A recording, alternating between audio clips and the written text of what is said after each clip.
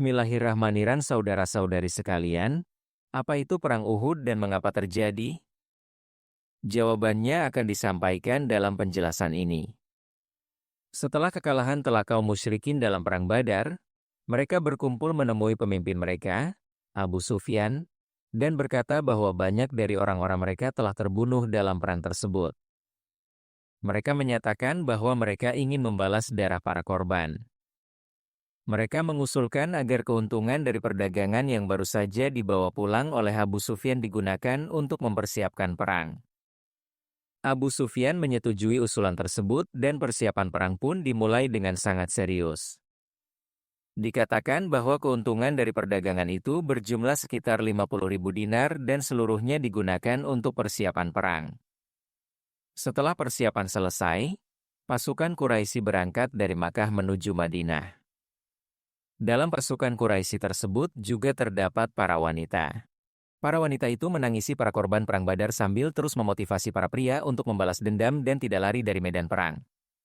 Tujuannya adalah menumbuhkan semangat juang di kalangan pasukan Quraisy dan mempermalukan mereka jika sampai kalah atau mundur dari pertempuran. Informasi mengenai persiapan pasukan Quraisy ini dikirimkan oleh paman Nabi Muhammad Shallallahu Alaihi Wasallam, yaitu Al-Abbas bin Abdul Muttalib radhiyallahu anhu, melalui sebuah surat. Pembawa surat tersebut menempuh perjalanan selama 3 hari 3 malam tanpa henti hingga akhirnya surat itu sampai kepada Rasulullah Shallallahu Alaihi Wasallam yang saat itu sedang berada di Kuba. Setelah menerima surat itu, Rasulullah Shallallahu Alaihi Wasallam kembali ke Madinah dan mengadakan musyawarah dengan para sahabat mengenai bagaimana cara menghadapi pasukan Quraisy. Rasulullah Shallallahu Alaihi Wasallam berpendapat bahwa sebaiknya mereka tetap bertahan di dalam kota dan tidak keluar untuk menyerang musuh. Buat mereka, maka tempat itu akan menjadi tempat yang buruk bagi mereka. Namun, jika mereka menyerang masuk ke dalam kota, maka kaum muslimin bisa memanfaatkan medan yang sudah mereka kuasai dengan baik. Mayoritas sahabat senior, termasuk para pemuka kaum muslimin, menyetujui pendapat Rasulullah Shallallahu Alaihi Wasallam. Bahkan pemimpin kaum munafik, Abdullah bin Ubay, yang secara lahiriah mengaku muslim namun sebenarnya memusuhi Islam, juga mendukung pendapat tersebut. Namun, sebagian sahabat muda yang penuh semangat serta beberapa sahabat dewasa yang tidak ikut dalam Perang Badar, sangat ingin keluar dari kota untuk melawan musuh secara langsung. Mereka merasa menyesal tidak bisa ikut dalam Perang Badar dan kini ingin menunjukkan keberanian mereka. Mereka berkata, "Ayo kita keluar dan hadapi mereka agar mereka tidak menganggap kita lemah dan penakut. Jangan sampai mereka menyerang kita di dalam rumah-rumah kita. Wahai Rasulullah, siapapun yang datang ke wilayah kami selalu kalah, dan sekarang engkau sendiri berada di antara kami. Bagaimana mungkin mereka bisa menang atas kami?"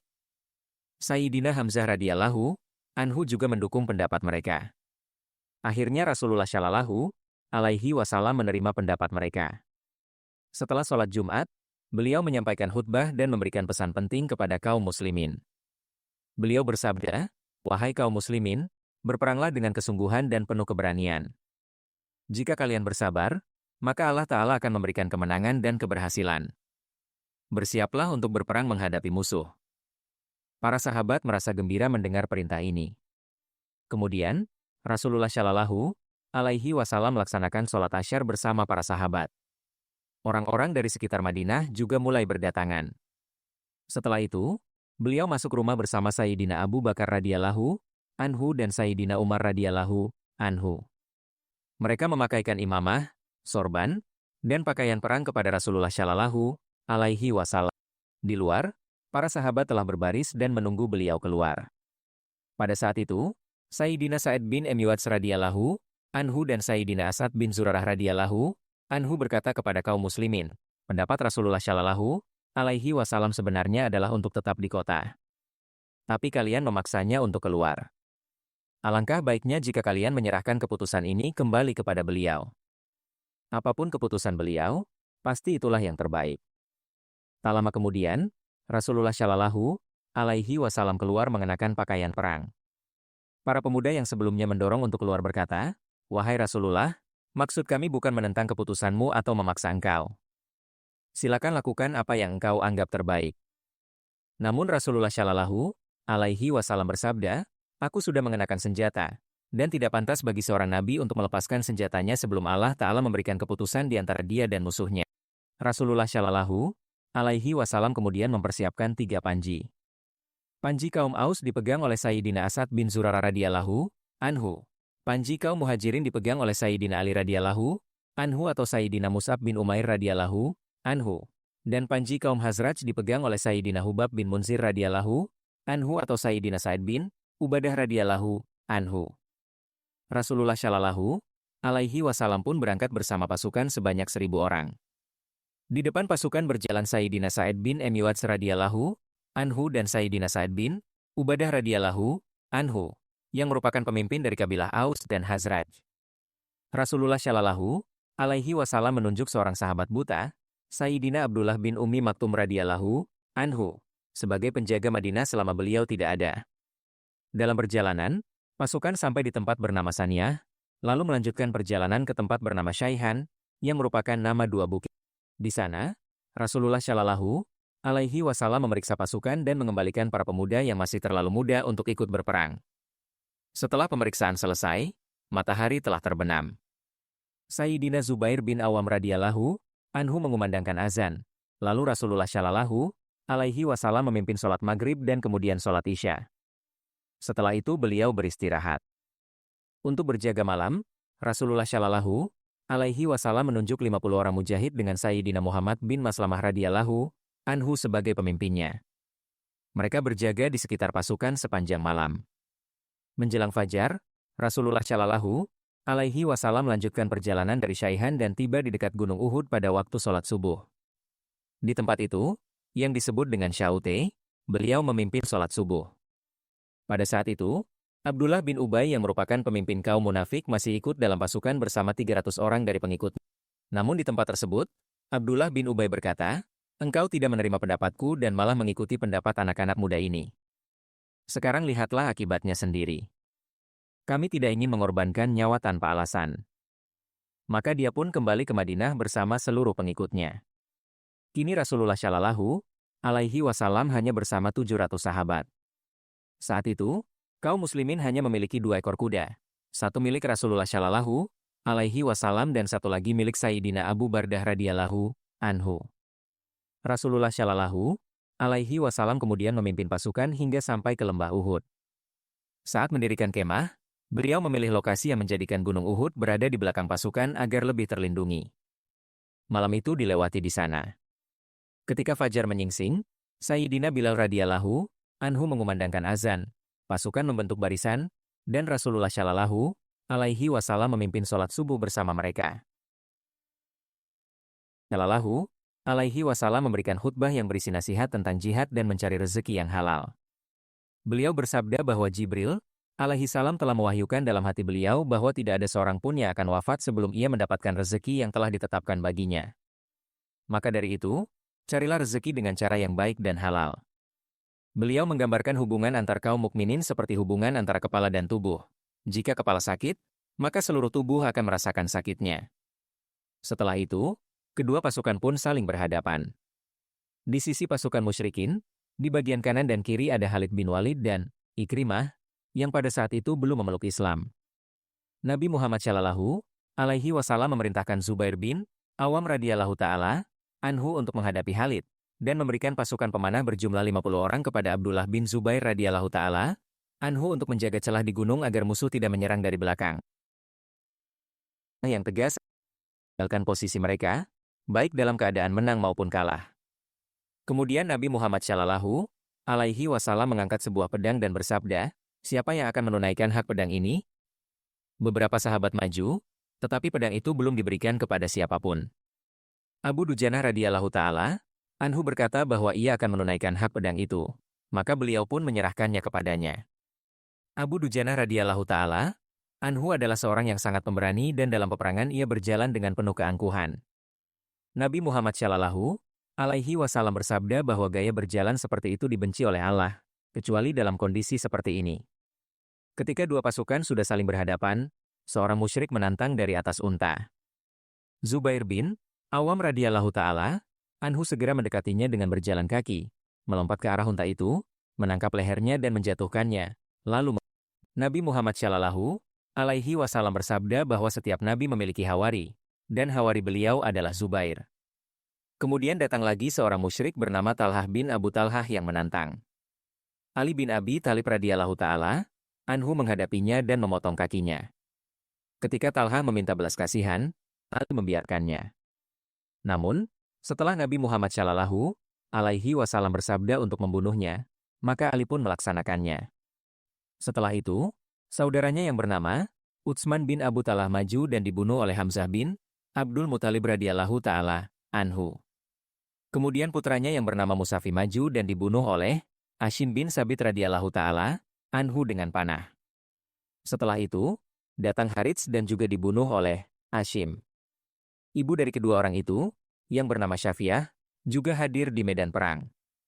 Ketika mendengar suara panah, ia mengenali suara Hashim dan bersumpah bahwa jika ia mendapatkan kepala Hashim, ia akan meminum khamr dari tengkoraknya. Setelah itu, Talhah mengangkat bendera. Namun ia dibunuh oleh Zubair radhiyallahu ta'ala anhu. Lalu saudaranya, Jalas, maju dan dibunuh oleh Talhah bin Ubaidillah radhiyallahu ta'ala anhu. Keempat anak itu mati seperti ayah mereka. Paman mereka, Utsman bin Talhah juga terbunuh. Wahai pemirsa, kini pertempuran besar pun dimulai. Kedua pasukan bertempur dengan sekuat tenaga. Di awal pertempuran, pasukan berkuda musyrikin menyerang pasukan muslimin sebanyak 3 kali. Namun pasukan pemanah yang ditempatkan oleh Nabi Muhammad Shallallahu alaihi wasallam di atas bukit mampu menghadang mereka dengan hujan panah, sehingga pasukan berkuda musuh mundur dalam keadaan kacau. Ketiga serangan itu gagal total.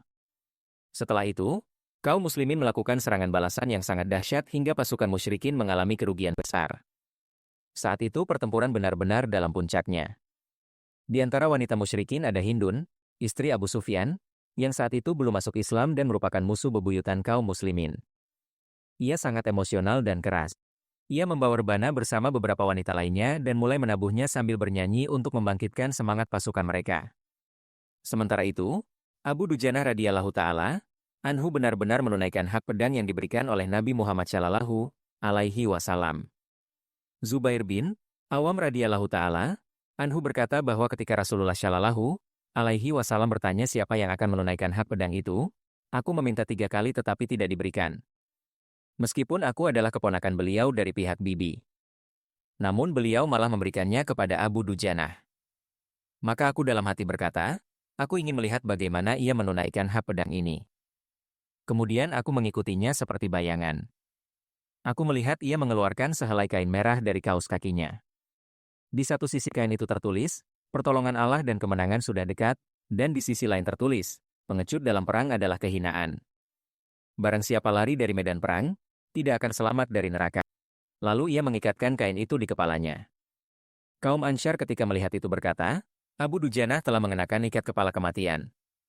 Wahai pemirsa, di kalangan Ansyar telah terkenal bahwa jika Abu Dujanah radhiyallahu ta'ala anhu mengenakan ikat kepala itu, maka ia akan menyerang musuh tanpa ampun. Maka ia pun maju dengan sangat gagah, menghantam musuh seperti malaikat maut. Musuh-musuh ditebas seperti memotong sayur.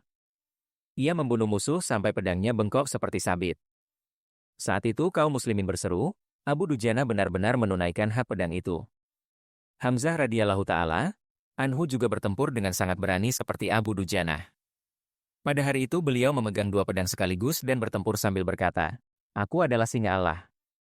Saat itu si Babin Abdil Uzza menghadangnya. Hamzah segera menyerangnya, dan menebaskan pedangnya ke kepala musuh hingga langsung tewas. Hamzah radhiyallahu ta'ala anhu sangat gagah berani hingga membunuh 31 orang musyrik. Setelah membunuh Siba, beliau membungkuk untuk mengambil baju zirahnya. Saat itu, Wahsy yang saat itu masih berada di pihak musyrikin melihatnya. Karena posisi membungkuk, baju zirah Hamzah tersingkap di bagian perut. Wahsy bercerita, aku segera melemparkan tombakku dan mengenainya di bagian perut. Hamzah melihatku dan mencoba menyerang, tapi karena luka parah, beliau jatuh tersungkur. Aku bersembunyi sejenak. Ketika yakin bahwa ruh beliau telah keluar, barulah aku mendekat. Beliau memang telah syahid. Aku pun meninggalkan tempat itu dan kembali ke posisiku. Aku tidak berniat membunuh siapapun selain Hamzah, karena aku dijanjikan akan dimerdekakan jika berhasil membunuhnya.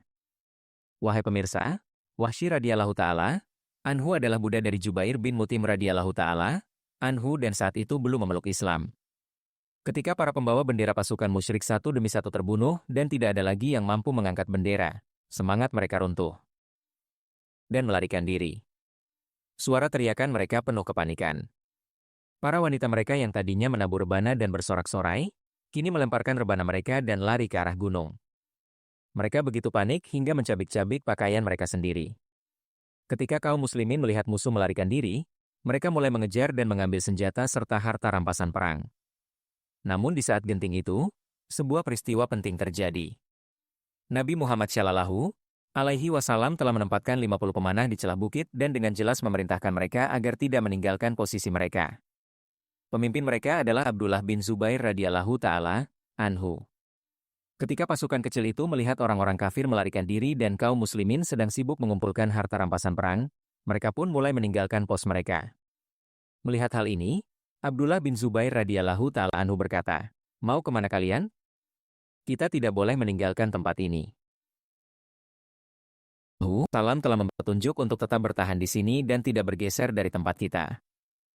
Namun, rekan-rekannya menjawab, "Orang-orang musyrik sudah kalah, untuk apa kita tetap di sini?" Abdullah bin Zubair radhiyallahu ta'ala anhu terus mencoba menahan mereka, tapi mereka tetap bersikeras dan turun ke medan perang. Namun Abdullah bin Zubair radhiyallahu ta'ala anhu dan beberapa sahabat tetap tinggal di tempat mereka. Jumlah mereka kurang dari 10 orang. Mereka berkata kepada yang turun ke bawah, "Kami tidak akan pernah melanggar perintah Rasulullah Shallallahu Alaihi Wasallam." Maka, di tempat itu hanya tinggal kurang dari 10 mujahid.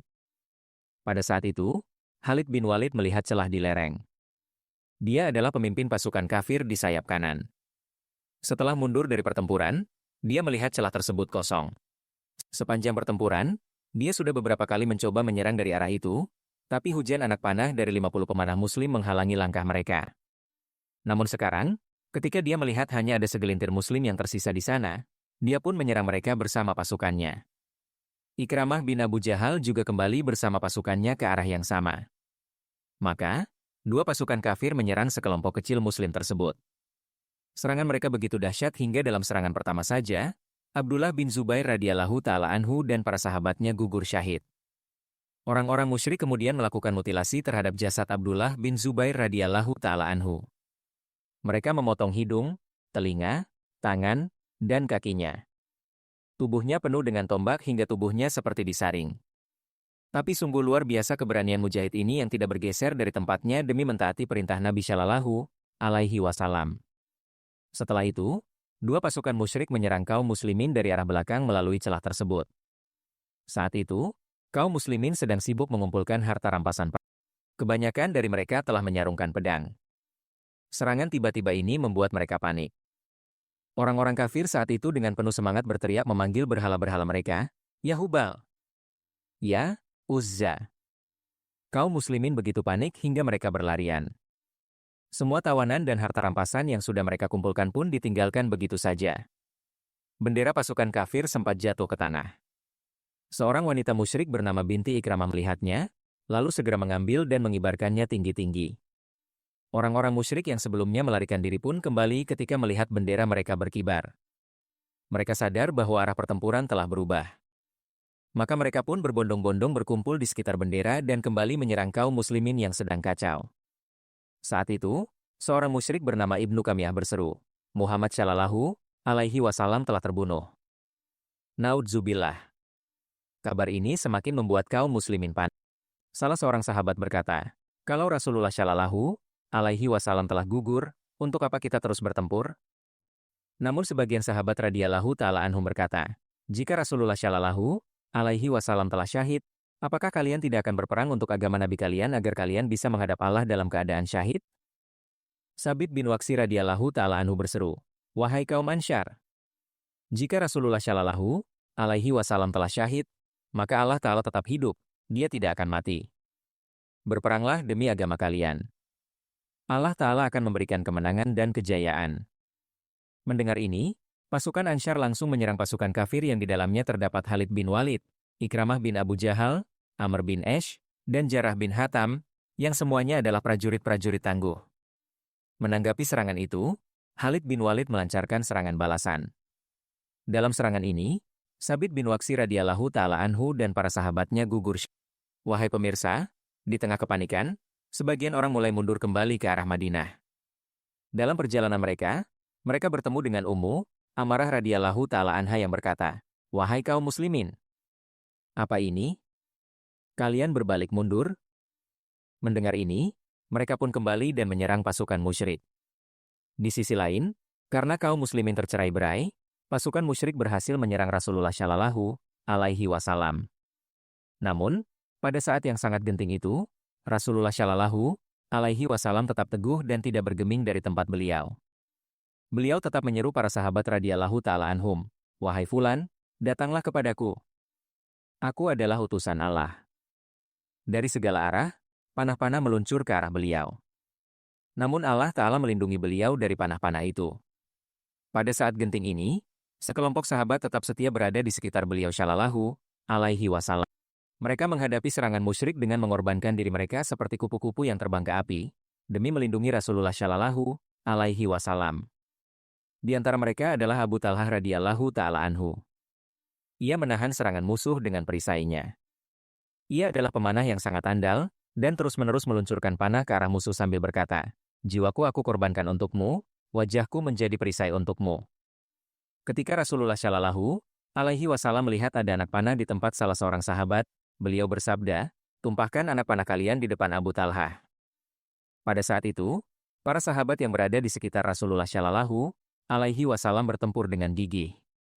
Di antara mereka adalah Sa'id bin Abi Waqqas radhiyallahu ta'ala anhu, seorang pemanah yang sangat hebat. Ia berkata bahwa Rasulullah Shallallahu alaihi wasallam mengangkatkan anak panah untuknya dan bersabda, "Panahlah. Semoga kedua orang tuaku menjadi tebusan bagimu." Demikian juga Ziyad bin Asakan radhiyallahu ta'ala anhu, yang bertempur dengan gagah berani dan menerima banyak luka dalam upaya melindungi Rasulullah Shallallahu alaihi wasallam. Hingga akhirnya ia roboh karena luka parah. Rasulullah Shallallahu alaihi wasallam bersabda, "Bawalah dia mendekat kepadaku." Betapa beruntungnya dia, karena dia dibawa dekat ke Rasulullah Shallallahu alaihi wasallam.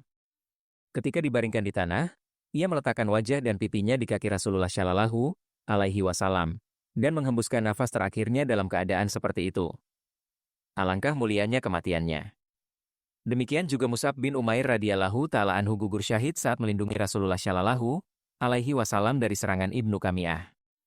Sebenarnya Ibnu Qami'ah mengira bahwa Mus'ab bin Umair adalah Rasulullah Shallallahu alaihi wasallam karena wajah mereka sangat mirip. Maka ketika ia membunuh Mus'ab, ia segera memberitahu para pemimpin Quraisy bahwa ia telah membunuh Rasulullah Shallallahu alaihi wasallam. Padahal yang ia bunuh adalah Mus'ab bin Umair radhiyallahu ta'ala anhu. Nazir. Sebelum dimulainya perang Uhud, seorang kafir penyebar fitnah bernama Abu Amir telah menggali lubang-lubang di berbagai tempat agar kaum muslimin yang tidak waspada terjatuh ke dalamnya dan mengalami kerugian. Ketika perang sedang berlangsung, Nabi Muhammad Shallallahu alaihi wasallam terjatuh ke dalam salah satu lubang tersebut. Ketika Sayyidina Ali radhiyallahu ta'ala anhu melihat beliau terjatuh, beliau segera maju dan menahan tubuh Rasulullah Shallallahu alaihi wasallam dengan kedua tangannya. Sayyidina Talhah bin Ubaidullah radhiyallahu ta'ala anhu kemudian mengangkat dan membantu Nabi Shallallahu alaihi wasallam keluar dari lubang itu. Saat beliau terjatuh ke dalam lubang, Ibnu Kumayyah melempari beliau dengan batu. Salah satu batu mengenai sisi tubuh beliau. Utbah bin Abi Waqqas juga melempar batu yang mengenai wajah suci Nabi Shallallahu alaihi wasallam. Wajah beliau menjadi berdarah dan bibir bawah beliau pun terluka. Alaihi wasallam terluka dan darah mengalir. Beliau mengusap darah dari wajahnya sambil bersabda, "Bagaimana mungkin suatu kaum akan mendapatkan keberuntungan sedangkan mereka telah membuat wajah Nabi mereka berlumuran darah hanya karena ia mengajak mereka kepada Rabb-Nya?" Rantai dari topi besi yang dikenakan Nabi Shallallahu alaihi wasallam menancap ke wajah beliau. Sayyidina Abu Ubaidah bin Jarrah radhiyallahu ta'ala anhu mencabut rantai tersebut dengan giginya satu persatu. Saat mencabut rantai pertama, gigi depannya patah, namun rantai itu keluar. Ketika beliau mencabut rantai kedua, satu lagi gigi depannya patah, namun rantai kedua juga berhasil dicabut. Nazirin, saat tersebar kabar bahwa Nabi Shallallahu alaihi wasallam telah gugur, Sayyidina Abu Ubaidah bin Jarrah radhiyallahu ta'ala anhu adalah orang pertama yang melihat Rasulullah Shallallahu alaihi wasallam masih hidup dan berseru, "Wahai kaum muslimin." Rasulullah Shallallahu alaihi wasallam masih hidup dan berada di sini. Ketika kaum muslimin melihat beliau masih hidup, mereka segera berkumpul di sekitar beliau seperti laron mengelilingi cahaya. Rasulullah Shallallahu alaihi wasallam bersama mereka menuju ke sebuah lembah. Saat itu, beliau ditemani oleh Sayyidina Abu Bakar, Sayyidina Umar, Sayyidina Ali, Sayyidina Zubair, dan Sayyidina Harits radhiyallahu ta'ala anhum. Nabi Shallallahu alaihi wasallam hendak mendaki ke arah lembah.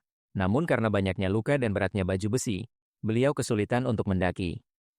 Melihat ini, Sayyidina Talha radhiyallahu ta'ala anhu duduk di hadapan beliau dan memanggul Rasulullah Shallallahu alaihi wasallam di atas bahunya hingga membawa beliau naik ke atas batu. Saat itu Nabi Shallallahu alaihi wasallam bersabda, karena amal Cali Talha ini, surga telah menjadi wajib baginya. Nazirin, wanita-wanita musyrik yang datang bersama pasukan Quraisy memutilasi jasad para syuhada muslimin, memotong hidung, telinga, dan bibir mereka. Hal yang sama mereka lakukan terhadap Sayyidina Hamzah radhiyallahu ta'ala anhu, paman Nabi Shallallahu alaihi wasallam. Kaum muslimin tidak mampu mencegah perbuatan itu karena mereka sendiri dalam keadaan sangat lemah dan letih. Dalam kondisi seperti itu, Nabi Shallallahu alaihi wasallam bersabda kepada Sayyidina Ali radhiyallahu ta'ala anhu, ikutilah musuh dan lihat apa yang mereka lakukan dan apa maksud mereka. Jika mereka menunggangi unta dan menggiring kuda, maka itu tanda bahwa mereka menuju Makkah. Tapi jika mereka menunggang kuda dan menggiring unta, maka itu tanda bahwa mereka akan menyerang Madinah. Demi zat yang jiwaku berada di tangannya, jika mereka mengarah ke Madinah, aku akan menghadapi mereka apapun yang terjadi. Sayyidina Ali radhiyallahu ta'ala anhu kemudian mengikuti mereka dan mendapatkan informasi bahwa kaum musyrikin berniat kembali ke Makkah. Setelah merasa yakin akan hal ini, kaum muslimin mulai memikirkan jenazah para syuhada. Nabi Shallallahu alaihi wasallam berjalan menuju bebatuan tempat Sayyidina Hamzah radhiyallahu ta'ala anhu terakhir terlihat. Di tengah lembah, beliau melihat jasad paman tercintanya. Perutnya telah terbelah, hidung dan telinganya terpotong. Pemandangan ini sangat menyayat hati Rasulullah Shallallahu alaihi wasallam. Beliau bersabda, aku tidak pernah melihat pemandangan yang lebih menyakitkan dari ini. Kemudian beliau menangis terseduh-seduh. Sayyidina Abdullah bin Mas'ud radhiyallahu ta'ala anhu berkata, kami belum pernah melihat Rasulullah Shallallahu alaihi wasallam menangis seperti beliau menangisi Sayyidina Hamzah radhiyallahu ta'ala anhu. Nazirin, jumlah syuhada dalam perang Uhud mencapai 70 orang. Di antara mereka terdapat 4 dari kaum Muhajirin, 41 dari kabilah Hazraj, dan 24 dari kabilah Aus. Jumlah yang terluka pun mencapai 70 orang. Adapun jumlah musyrikin yang terbunuh menurut sebagian riwayat adalah 22, dan menurut riwayat lain adalah 37. Nabi Shallallahu alaihi wasallam memerintahkan agar para syuhada dikafani 33 orang dalam satu kain. Sebagian sahabat yang gugur dimakamkan langsung di medan Uhud, sementara sebagian lainnya dibawa oleh keluarga mereka ke Madinah Munawwarah. Nazirin, untuk mengetahui kelanjutan dari kisah ini, silakan subscribe channel kami, True Wisdom of Islam. Jika Anda menyukai video ini, silakan like dan sampai jumpa di video berikutnya. Allah penjaga kita semua.